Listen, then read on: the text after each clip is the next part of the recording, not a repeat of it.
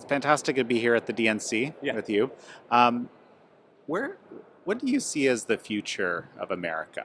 Yeah, well, I see the future of America as diverse. I see the future of America as being inclusive. America is a country that is growing in diversity. I think that speaks to our strength. People from all over. But the important part to remember about that is that our issues are the same. People want good schools to send their children to. People want to be able to go to a doctor and not worry about a surprise bill. People want a good job that puts food on the table. And that reality seems to slip away further and further. So it takes leaders who truly understand the complexities and intricacies of American life.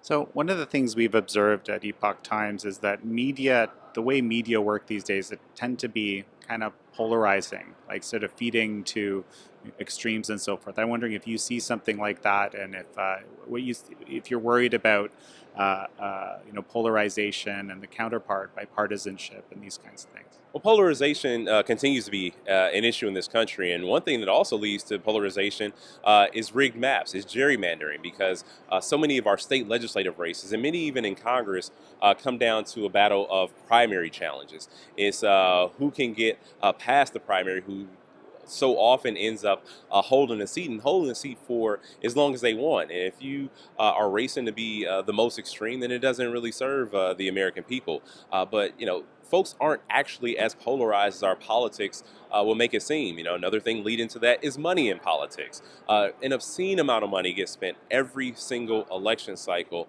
and some of the rhetoric that comes as a result of that spending through advertising, it turns a lot of people off. And when people don't show up to vote, that's when democracy gets destabilized. So, Wisconsin, it's a small state, but it seems to always end up being incredibly important.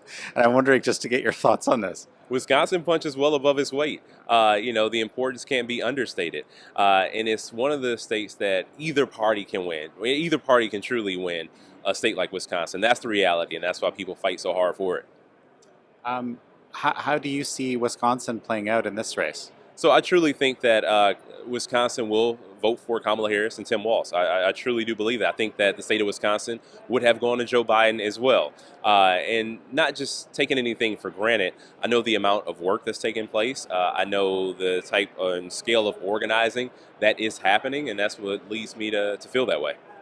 So, with respect to what do you see a role for bipartisanship in this, sort of dealing with the polarization as we were discussing earlier? Well, I can say that Kamala Harris and Tim Walz aren't polarizing figures. I think they are ready and willing to work with whoever. You look at Kamala Harris's former colleagues in the United States Senate, her Republican colleagues. They haven't really been saying a lot of bad stuff about her because they've worked with her. They know her. They know her heart. They know her spirit and what she's willing to do to advance the cause of America. Well, thanks. Such a pleasure to speak with Hey, you. my Thanks a pleasure. lot. Yeah. My pleasure. Thank you for taking the time.